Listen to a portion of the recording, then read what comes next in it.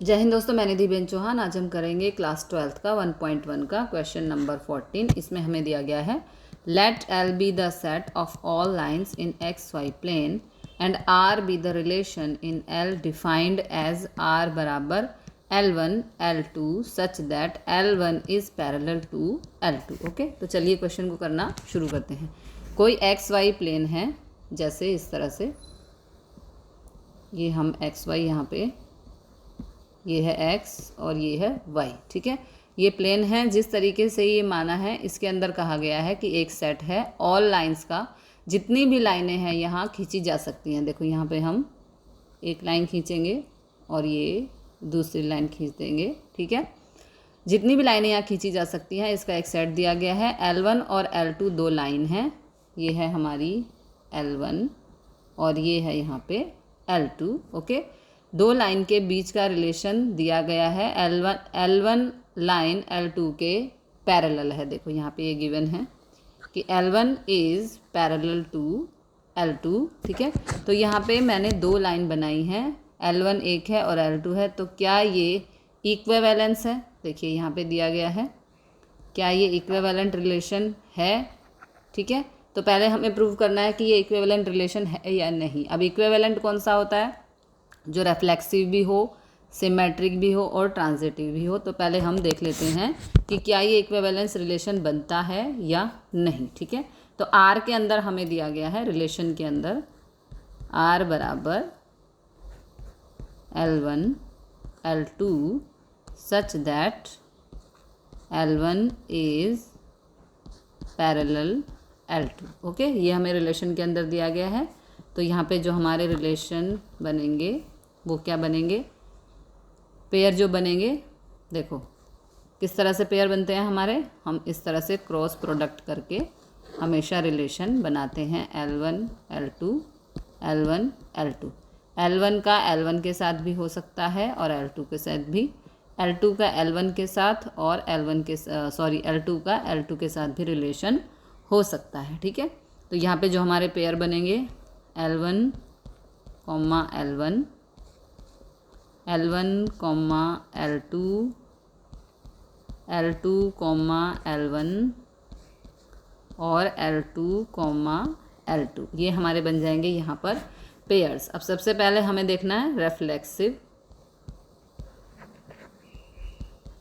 तो रेफ्लेक्सिव के लिए क्या होना चाहिए? यहाँ पे सेम नंबर्स होने चाहिए। L1, देखो L1 L1 L2 L2 belongs to R है और L2 L2 भी बिलोंग्स टू R है। तो ये हो गया आपका रेफ्लेक्सिव। दूसरा होता है यहाँ पे सिमेट्रिक। तो सिमेट्रिक के लिए क्या होना चाहिए? इस तरह से AB और BA उल्टा पुल्टा करने पर बिलोंग्स टू R होने चाहिए। तो यहाँ पर देखो L1 L2 भी प्रेजेंट है और L2 L1 भी यहाँ पर बिलोंग्स टू R है। तो ये हमारा सिमेट्रिक भी है। तीसरा हमारा होना चाहिए ट्रांजिटिव। तो ट्रांजिटिव के लिए क्या कंडीशन है? देखो AB BC और AC क्या होना चाहिए? बिलोंग्स टू R होना चाहिए। ठीक है, तो हमारे यहाँ पे दो लाइनें हैं, देखो 1 2। हमें 3 लाइन यहाँ पे लेनी पड़ेगी, बिकॉज जब भी हमें ट्रांजिटिव प्रूव करना है तो हमारे पास 3 वैल्यूज़ होनी चाहिए। तो यहाँ पर मैं एक तीसरी लाइन भी ले लेती हूँ। ठीक है, अज्यूम कर लेंगे इसको कि हमारे पास दी नहीं है, लेकिन हम अज्यूम कर लेंगे बिकॉज हमें ट्रांजिटिव के लिए 3 वैल्यूज़ की ज़रूरत पड़ती है। ठीक है, तो तीसरी लाइन देखो, यहाँ से हमें क्या करना है? L1 L2 दोनों पैरेलल हैं। तो क्योंकि R में पैरेलल पूछा है, अब हमें तीसरी लाइन भी यहाँ पे अज्यूम करनी है, तो हमने यहाँ पे कर ली है। ठीक है, तो देखो L1 L2 belongs to R। ठीक है, L2 L3 belongs to R और फिर यहाँ पे L1 और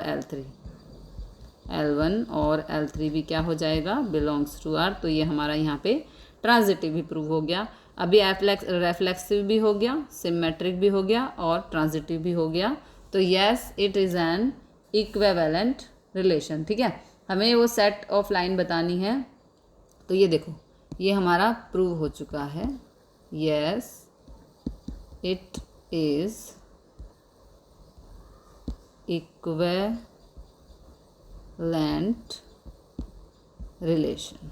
ठीक है जी, ये हमारा यहाँ पे प्रूव हो गया है इक्विवेलेंट रिलेशन। आगे चलते हैं अगले पेज पर। अभी इसका दूसरा यहाँ से देखो अधूरा क्वेश्चन है और ये अधूरा अभी बाकी है। Show that R is an, ये तो हो गया।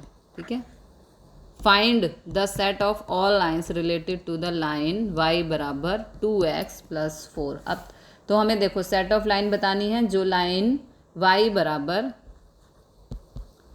2x + 4 से रिलेट करे। ठीक है, तो lines related to y, lines related to y बराबर 2x + 4। ठीक है, अब यहाँ पे हमें ये देखो 4 क्या है, यहाँ पे 4 इज़ अ कांस्टेंट। ओके, 4 हमारा यहाँ पे कांस्टेंट है, तो हम इसी को चेंज करके पैरेलल लाइन बना सकते हैं। तो यहाँ पे हम क्या कर लेंगे, y बराबर 2x + c, y बराबर 2x + c, constant are parallel lines. अब यहाँ पे c की वैल्यू, जो c की वैल्यू है इसको हम चेंज करते चले जाएंगे। जैसे 1 2 3 4 5 up to 1 2 3 4 up to infinity. ठीक है, जो c है यानी कांस्टेंट है, इसको हम यहाँ पे चेंज करते जाएंगे तो बहुत सारी पैरेलल लाइंस हमारी बनती जाएंगी। ठीक है, तो find the set of all lines related to the line y बराबर 2x + 4। तो यह 4 हमारा कांस्टेंट है, तो हम 4 को बदलते जाएंगे तो यहाँ पे बहुत सारी पैरेलल लाइंस हमें मिलती चली जाएंगी। ठीक है, अगला क्वेश्चन देखते हैं। क्वेश्चन नंबर 15 हमें दिया गया है, let r be the relation in the set 1 2 3 4 5 given by r बराबर 1 2। अब यहाँ पे देखो हमें पेयर्स दिए गए हैं। ठीक है, हमें यहाँ पे पेयर बनाने की ज़रूरत नहीं है, हमें यहाँ पे पेयर्स जो हैं वो दिए गए हैं और बोला गया है कि चूज़ द करेक्ट आंसर। ये MCQ का क्वेश्चन है, तो इसमें हमें यहाँ पे बताना है, हमें ये बताना है कि यहाँ पे एक R दिया गया है जिसका सेट है 1 2 3 4, उसे रिलेशन के पेयर हमें बना कर दिए गए हैं, हमें करेक्ट आंसर बताना है। ठीक है, तो यहाँ पे हम चेक करते हैं, हमें यहाँ पे 4 ऑप्शन दिए गए हैं, 4 ऑप्शन हमें यहाँ पर दिए गए हैं।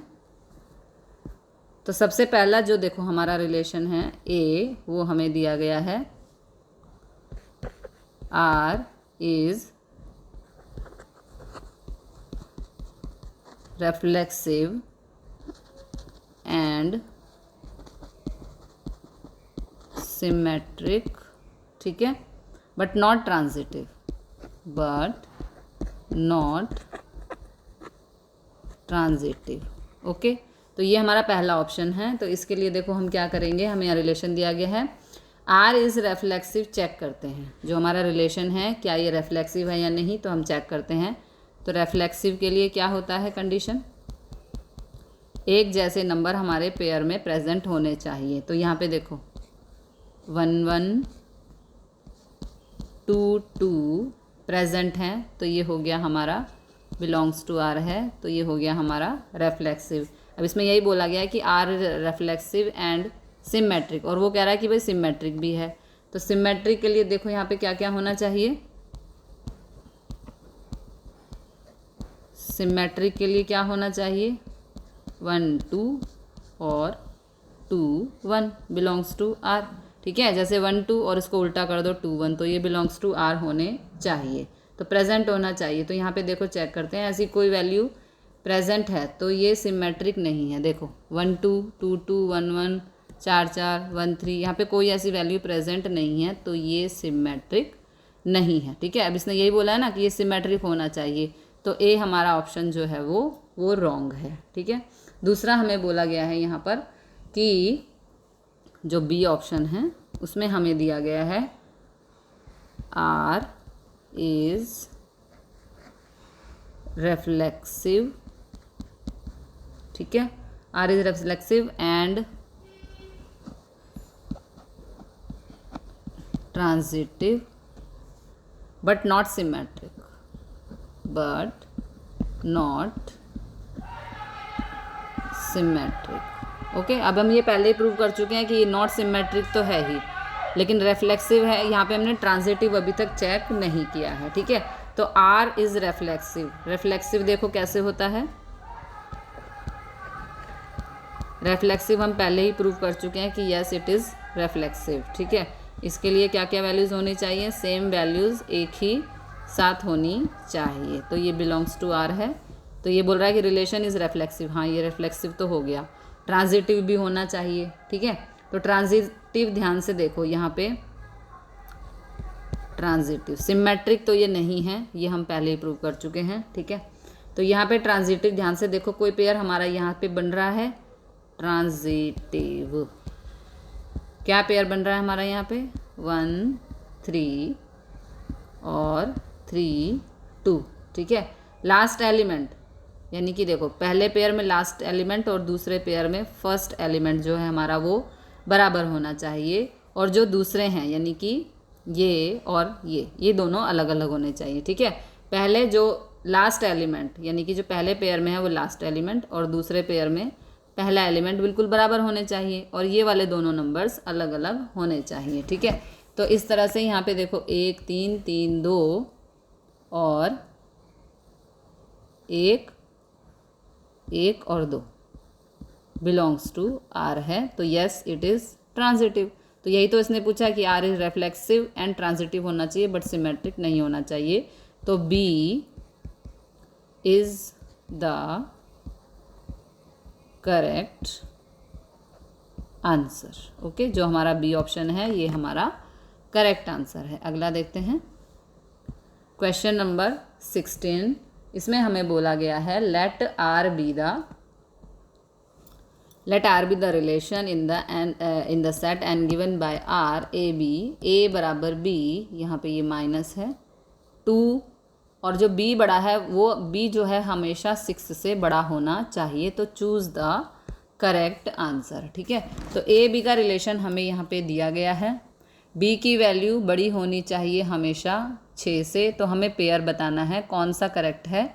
पेयर इस फॉर्म में होना चाहिए, क्या होना चाहिए, ए बी और b की वैल्यू जो है वो 6 से बड़ी होनी चाहिए, ठीक है। तो हमें यहाँ पर देखो कौन कौन से पेयर दिए गए हैं, यहाँ पे हमें दिए गए हैं सबसे पहले जो ए है ऑप्शन वो है 2,4 बिलोंग्स टू आर, बी है यहाँ पे 3 8 बिलोंग्स टू आर, और सी है यहाँ पे 6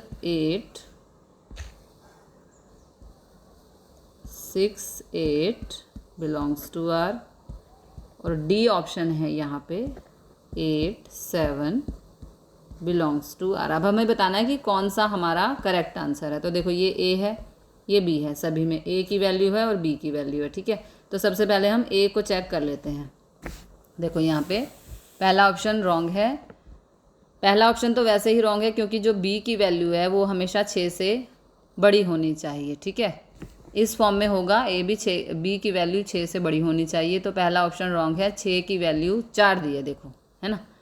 तो जो 6 से छोटा है बाकी सभी में बी की वैल्यू यहाँ पे बड़ी दी गई है, तो इनको हम चेक कर लेंगे, लेकिन पहला प्रूव हो चुका है क्योंकि देखो ये ए है और ये बी है, ठीक है। तो 4 दिया हुआ है बी, लेकिन यहाँ पे क्या गिवन है कि बी की वैल्यू हमेशा बड़ी होनी चाहिए 6 से, तो पहला तो हमारा वैसे ही रॉन्ग हो गया, ठीक है।